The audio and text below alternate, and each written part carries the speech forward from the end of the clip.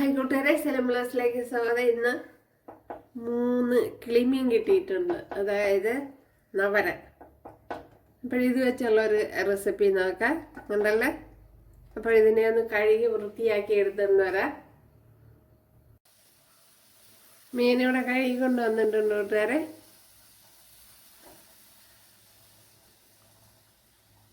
നമ്മുടെ ഫിഷൊക്കെ കഴുകി വൃത്തിയാക്കി എടുത്തിട്ടുണ്ട്. അപ്പോൾ ഞാൻ കുറച്ച് മസാല പുരട്ടി വെച്ചിരിക്കുകയായിരുന്നു. വെറും മുളക് പൊടിയും ഉപ്പും മഞ്ഞൾപ്പൊടിയും കൂടെ കുഴച്ച് വെച്ചിരിക്കുകയായിരുന്നു.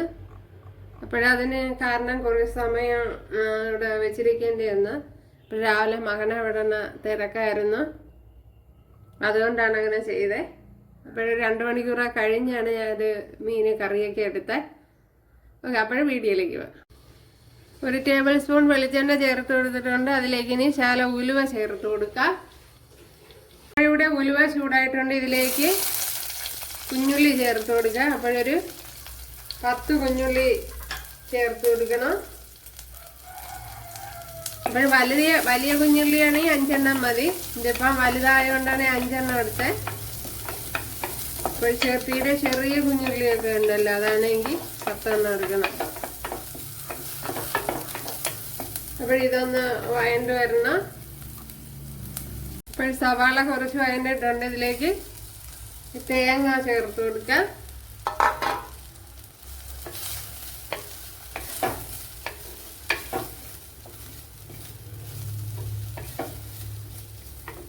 ശകലം കറി ലീവ്സ് കൂടെ ഇട്ട് കൊടുക്കാം.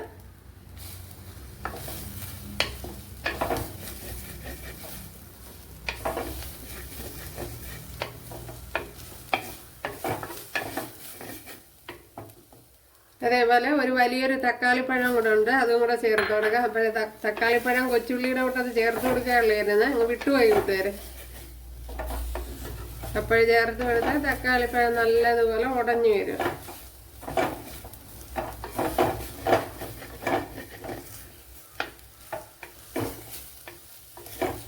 ശാല ഓയിലിൻ്റെ കുറവ് പോലെ തോന്നുന്നുണ്ട്.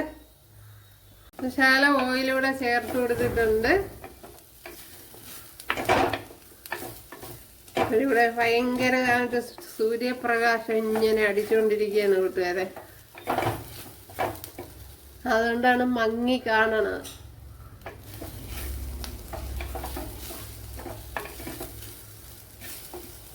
ഇനി ഇതിലേക്ക് നമ്മുടെ പൊടി ഐറ്റങ്ങളൊക്കെ ചേർത്ത് കൊടുക്കുക.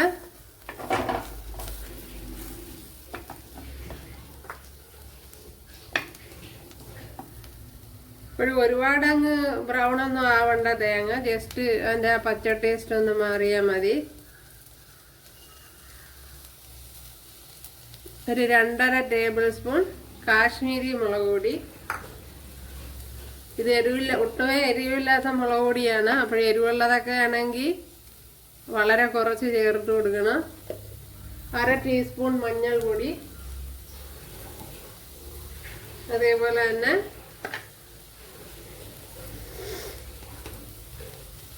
1 ടേബിൾ സ്പൂൺ മല്ലിപ്പൊടി.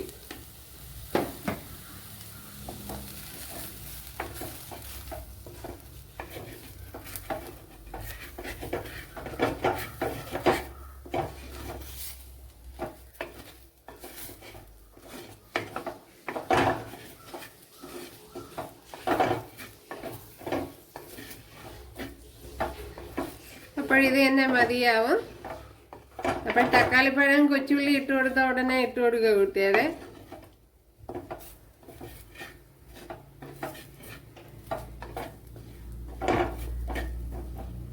ഇത് തന്നെ മതി. അപ്പോൾ പൊടിയൊക്കെ ഇട്ട് കഴിഞ്ഞാൽ അങ്ങ് ഇട്ട് കരിച്ച് കളയണ്ട. തീ ലോയിൽ വെച്ച് മൂപ്പിച്ചെടുക്കണം. ഇവിടെ ഓയിൽ ചേർത്ത് കൊടുത്തിട്ടുണ്ട്. അതിലേക്ക് വെളുത്തുള്ളി, ഇഞ്ചി, പച്ചമുളക് ചേർത്ത് കൊടുക്കാം.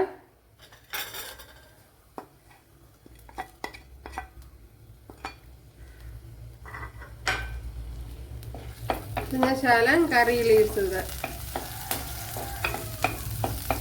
ഇനി ഇതിനെ ഒന്ന് ഫ്രൈ ചെയ്തെടുക്കാം.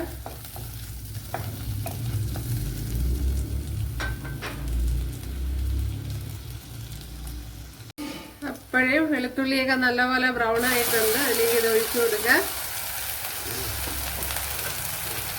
ഇനി നല്ലതുപോലെ ഒന്ന് ഇതിനെ ഒന്ന് മൂപ്പിച്ചെടുക്കണം. ഇപ്പോഴും നല്ലതുപോലെ ഇളക്കി കൊടുക്കുക കൂട്ടുകാരെ.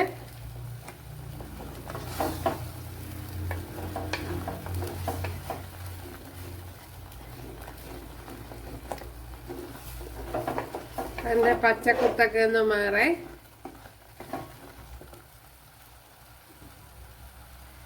അപ്പോഴിനി ഇതിലേക്ക് വേവാൻ ആവശ്യമായ വെള്ളം ചേർത്ത് കൊടുക്കുക.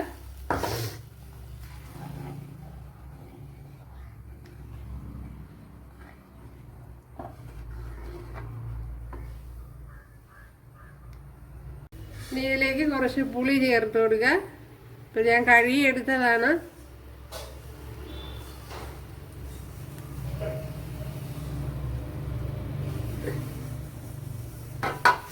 ഇനി ഇതിലേക്ക് നമ്മുടെ മീൻ ആഡ് ചെയ്ത് കൊടുക്കാം.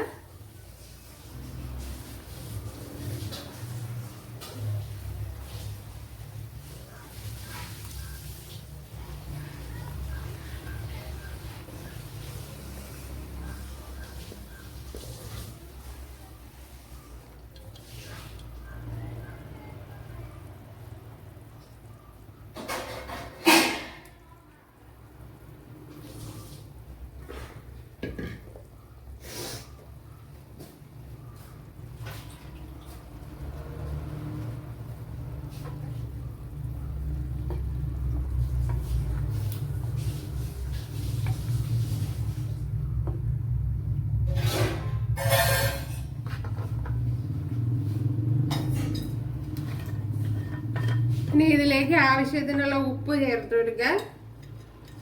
ഇപ്പോൾ ഇതുപോലെ ചെയ്തിട്ടില്ലേ, ചെയ്ത് നോക്കൂ കൂട്ടുകാരെ. നല്ല അടിപൊളിയാണ്.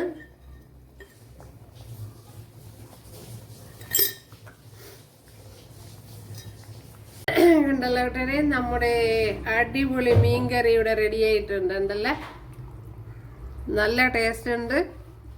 അപ്പോൾ ഇതുപോലെ ഒന്ന് തയ്യാറാക്കി നോക്കാം. പിന്നെ കുറച്ച് എരിവ് കുറവുള്ള പോലെ തോന്നുന്നുണ്ട്. അവിടെ ഞാൻ ഒട്ടുമേ എരിവില്ലാത്ത മുളക് പൊടിയാണല്ലോ ഉപയോഗിച്ചത്. ഇപ്പോഴും വേണമെങ്കിൽ ഒരു 1/2 ടേബിൾ സ്പൂൺ എരിവുള്ള മുളക് പൊടിയും കൂടെ ചേർത്ത് കൊടുക്കുക, എരിവ് ഇഷ്ടമുള്ളവർക്ക്. അല്ലെങ്കിൽ പച്ചമുളക് കുറച്ചുകൂടെ കൂടുതൽ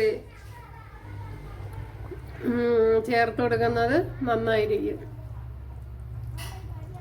കണ്ടല്ലോ കൂട്ടുകാരെ, നമ്മുടെ മീൻകറി അടിപൊളി ഉണ്ടല്ലേ. കൂട്ടുകാരെ, നമ്മുടെ മീൻകറി അപ്പോഴേ അടിപൊളി, ഒരു സൂപ്പർ ടേസ്റ്റിൽ ശരിയായിട്ടുണ്ട്. അപ്പോഴെല്ലാവരും കണ്ടാൽ തന്നെ തോന്നണല്ലോ കൂട്ടുകാരെ. അപ്പോഴെല്ലാവരും ചെയ്ത് നോക്കാം. ഇഷ്ടമായ സബ്സ്ക്രൈബ് ചെയ്ത് സപ്പോർട്ട് ചെയ്യുക. അടുത്തൊരു വീഡിയോ ആയിട്ട് കാണാമെന്ന് പറഞ്ഞുകൊണ്ട് എല്ലാവർക്കും താങ്ക്സ്.